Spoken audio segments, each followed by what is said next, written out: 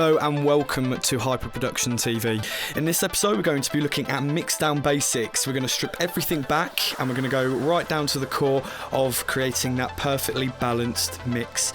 Now this is the stage that happens before mastering.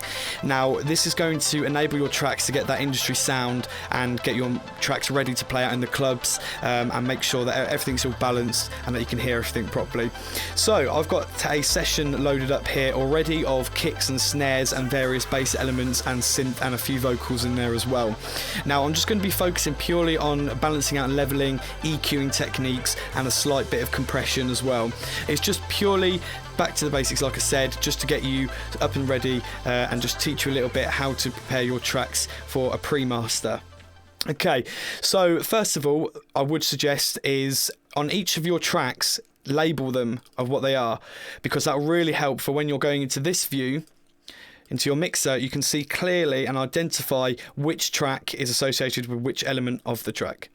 So if we close it up, the way that you change them is just double click on the writing and you just simply write in there and then you enter it.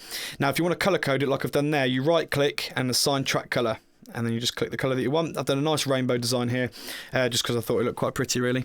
So I'm just going to delete a few empty tracks there. Now the way I order my tracks is an order of importance. So I start with, because this is a house track, the kick drum is primarily the main thing that you're going to be hearing out for in this track. It's the pulse of the track, it's the tempo, it's the leader.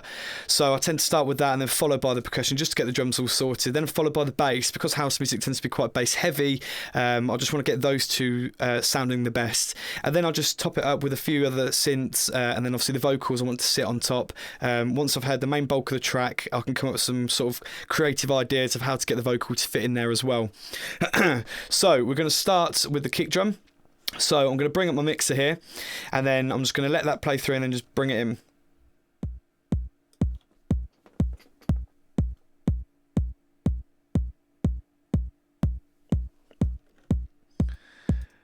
Okay, it's important to reference as well that you want to leave plenty of headroom before you send it off to a mastering engineer. If you go up to it when you've got a limiter on the end of it and it's just hitting 0 dB, it's not going to give the mastering engineer any headroom to work with. He's not going to be able to create, he's not going to be able to craft anything, he's not going to be able to be creative. There's not an awful lot you can do when you've just got a solid file of sound. You need that, you need the sort of intricate transients, you need to be able to see visually what the track's doing and making sure that you've got room to be able to do stuff, to make stuff louder, to make various frequencies louder, and also to fix any mistakes that are in the mix as well, in case there are any further down the line. But we will be aiming to make sure that there isn't any mistakes. So we'll just start with this kick drum. We're gonna start off and leave this at about, we'll start at 13. So as you can see from output, that is leaving us minus 13 decibels of headroom. So that is plenty to work with there. And then we're just going to build everything else around that kick drum.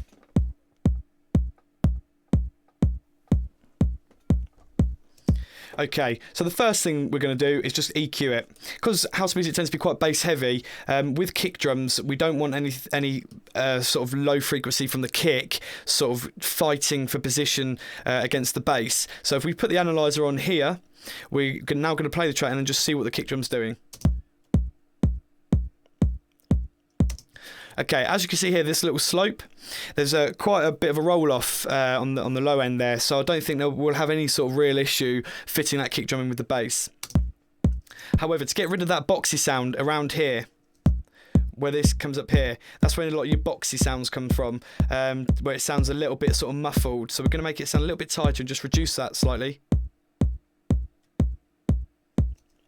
And then I'm just going to attenuate that 100 Hertz because that's when a lot of punch from a kick drum happens.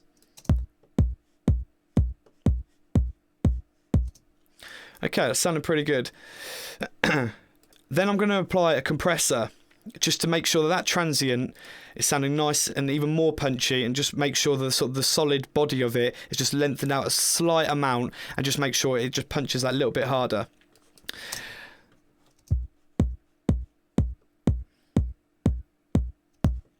Okay, so we're going to put the threshold down.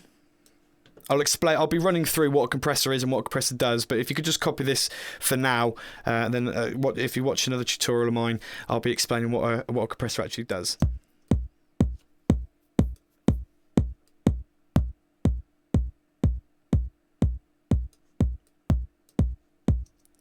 Now, it's a simple part of a compressor. The attack is how quickly the compressor starts kicking in. So we don't want it kicking in too suddenly, because it's gonna make it sound really clicky. So I want it to come in just to hold that end body of the track, and then I'm going to put the release up slightly as well.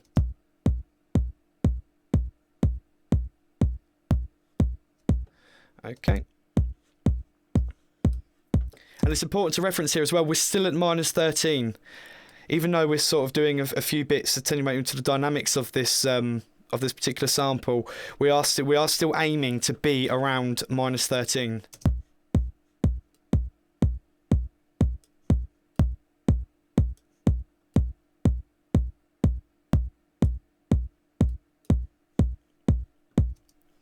Okay.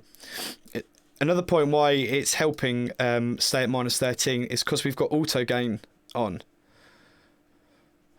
which is going to do it about -12. Okay, so I'm pretty happy with that kit. We're not going to get too into it. As I say, this is just a basic tutorial getting you mixed down, so we're going to go on the snare. Just going to brighten that up a little bit. And we're going to low cut it as well, just to make sure that we get no low frequency information, which takes up a lot more room in the mix. It might not seem that there's any low frequency there, but it's just it's my own personal way. I mean, you're more than welcome to try it out as well. But I find, just out of superstition really, because I don't want any sort of low frequency rumble coming from that in particular.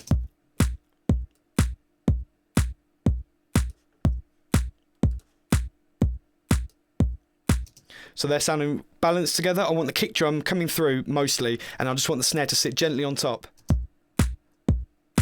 So you can still hear that kick drum underneath. Right, we've got main hi-hat.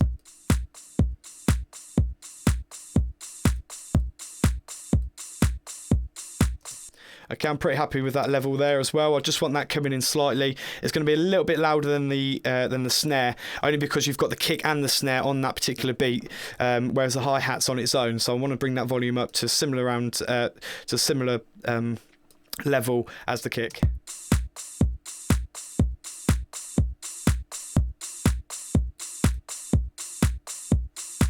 Might just bring that snare up a little bit more. Perfect. So now we've got hi-hats.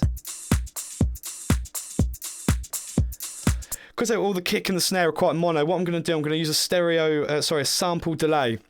And what this does is just delay the signal of what's coming out of each speaker. So it's going to delay it by sort of a tiny amount, by milliseconds of each one, just to create that sort of slightly off-center sound, which gives that quite a nice stereo image.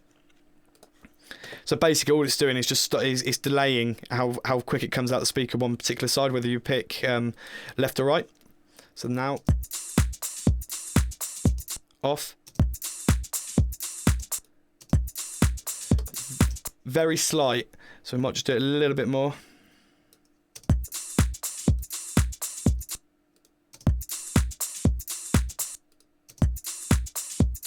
There we go, happy with that one. Okay, now back onto the bass. So I'm just going to bring this in, just find a nice level for it, and then we're going to mess around with the EQ.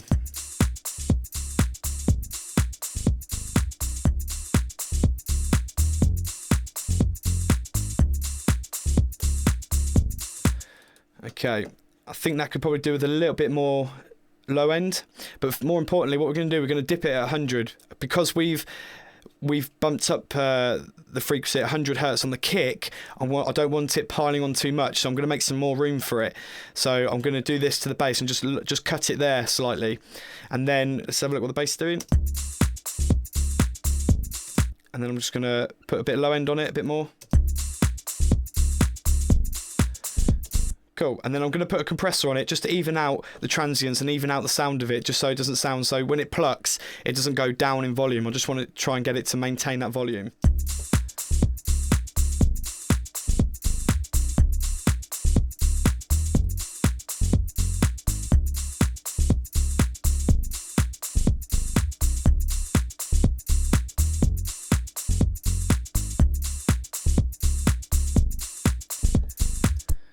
Okay, I'm happy with that. And that actually fits quite nicely in with the kick as well. Because I've dipped that EQ, I've allowed room for the kick to come through as well.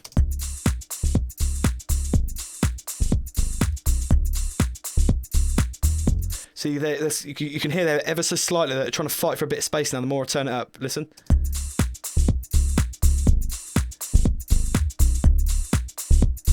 That kick's just struggling to come through a little bit, so we're going to turn it down.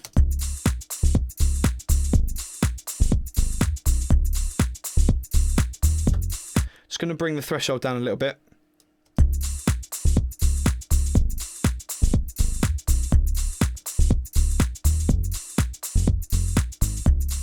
Perfect.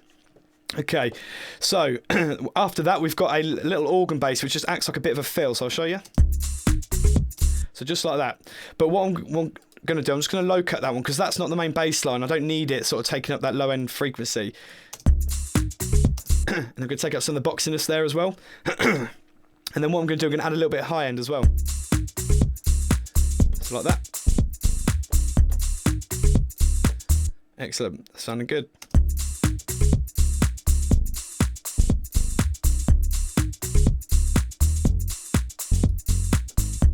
Might just add a little bit of compression just to even out those dynamics. So I'm going to bring the threshold down a little bit. I'm going to bring the ratio down, make up gain slightly. I don't want it coming in straight away. I don't want to be too sort of plucky. And then the release I'm going to bring down a little bit. Take auto off. Just flows a little bit nice with that other bass line. Okay, cool. So next we've got some congas. I've also put, I bounced them down with a reverb on them, just to make them sound a little bit more ambient. Ambience, it just creates, that reverb just makes it just sound a little bit more spaced in the mix. So it just gives that sort of deeper feel, a bit more wider, a bit more space in the mix as well.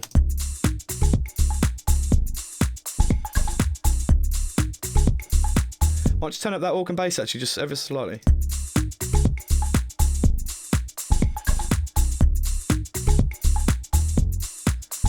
Okay, cool. I'm quite happy with how this is going. So then I've got delayed synth there.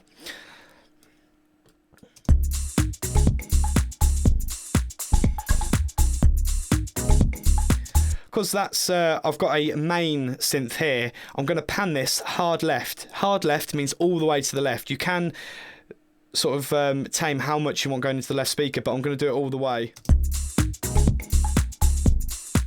Just because I want that main synth sitting in the middle. You'll see how it works when I bring that in. Okay, I'm just going to take a little bit of high end off that one, because I want the main synth having most of the high end. Mixing is all about creating space for different elements. It's all one big jigsaw of a audio spectrum. You need things to fit in. You don't want anything too clashing. You want everything to fit in nicely and have its place. And then when it comes to your mastering stage, it's all going to get glued together and it's going to sound really, really nice. So I'm just going to low cut this a little bit.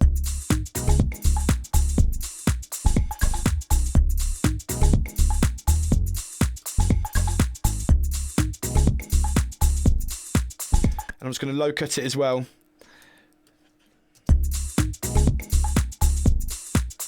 Just to give that bass that bit of extra room and a bit more presence. Okay, cool. So then after that, we've got a lead chord. Now I've also panned this hard right to create that even wider sort of stereo image. So after that's just come in, so listen.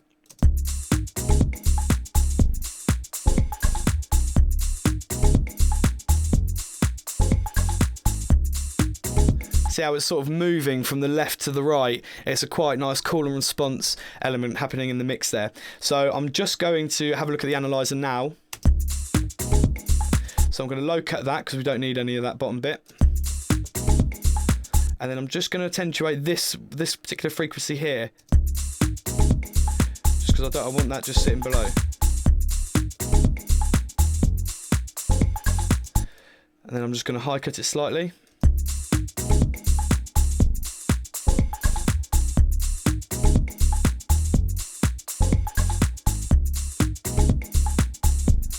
So I'm really just honing in on what that particular sample or track's actually doing, and then I'm just sort of like cleaning up and tidying up the edges of that. So I'm just sculpting it to give it its pure place. So you can see how it had no low end and it didn't really have any high end. So I'm just going to take that out and just really zone in on what it is actually doing and giving it its own space and giving it its true representation.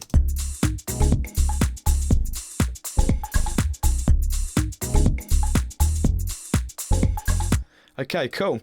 So next one, we've got the main synth. So we're gonna bring this in, and then we're gonna see what we're gonna do with it.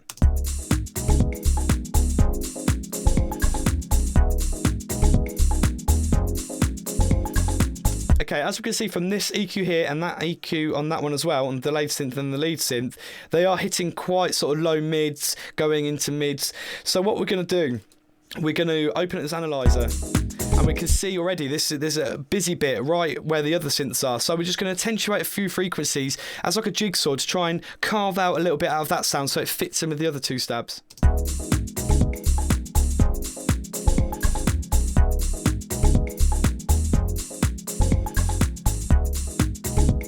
Also going to do that low cut. I'm not going to do the low cut too harshly on this one because I want it to have a bit of warmth to it. Just going to give it a bit of presence at 2,500 hertz, just to give that sort of almost kind of like high-end sheen, but it's more the presence that's there.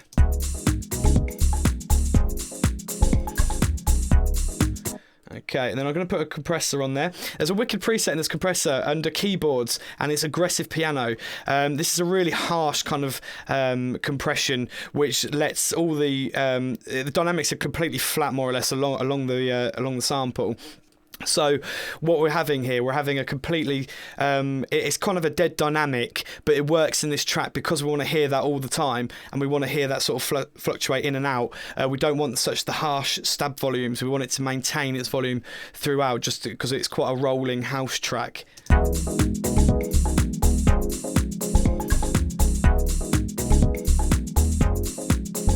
Without the compression. See how it goes, like it stabs and then it goes quite quiet, whereas the compression is kind of keeping all the levels throughout that quite even.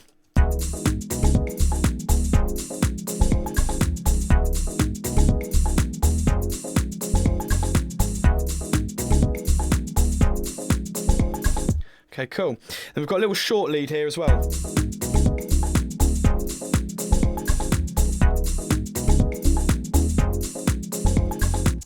Now what I'm going to do with that one is just put a small amount of reverb on there, just to make it seem a bit more atmospheric.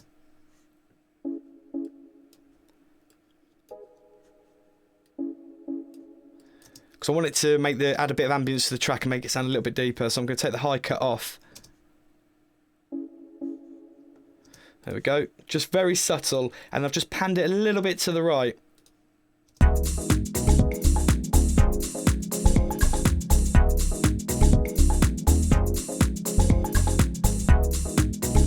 Okay, so that fits in there nicely. You can hear all the elements throughout that. So then we've got a vocal one here, so let's have a listen to this one.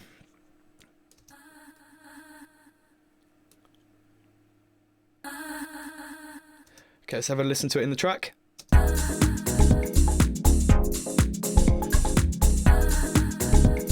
Okay, so I'm going to low cut that a little bit, but I'm also going to do a high cut as well. I want it to sound a bit more atmospheric and a bit more underground, a bit underwater.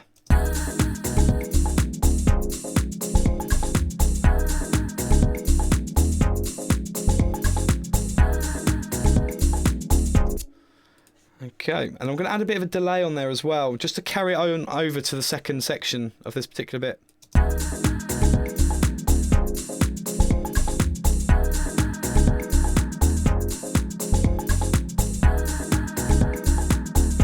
Okay, see how that sort of carries on into the next session quite nicely, but then it cuts out before you sort of get to it. So you've got the feedback on here at 47%, which just means how much the delay carries on after it. If you do it too much, it can sort of feed like a feedback. It feeds like a guitar. When it feeds back on itself and it goes a bit too much, it goes really distorted. It's like sound. It's like the frequency piling on frequencies, and it just gets a bit too much and a bit too messy.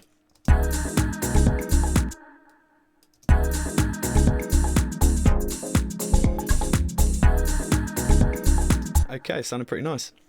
So then I've got here another vocal, which is the girl humming. So we'll have a listen. Now this one is probably more sort of ambient, atmospheric vocal out of the two. So I want a bit of reverb on there and a bit of delay. Now I don't want too much of each because I don't want it sounding like it's down a massive tunnel or anything.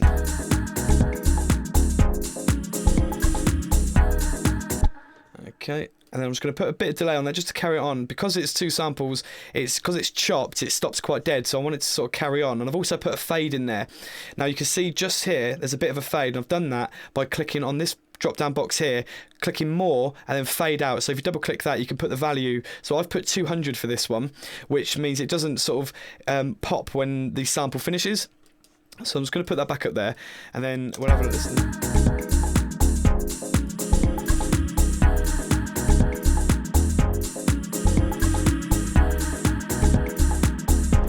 Both the vocals work really nice together there. Okay, so that is your basics of a mixdown. So we've got all the elements there, so you want to start off with the main bulk of the track and then just work your way down. Like I said, that's my technique of how to do it. I'll do it by importance, especially sort of house music. Go down, select the busiest bit of the track, and then divulge into it and then get all the sounds that I want and get all the levels right. And also it's important to note as well, if we look down here and I play this, I've got minus 7.8 or minus 8 now dB of headroom to send over to the master engineer, so it gives him plenty of headroom to work with, and he can really sort of make your track sound a bit bigger and also fix any mistakes that will be in there as well. So that's it for this episode. If you have any questions, then please post them in a comment in the section below, and please don't forget to subscribe. Thank you for watching. Take care. Bye bye.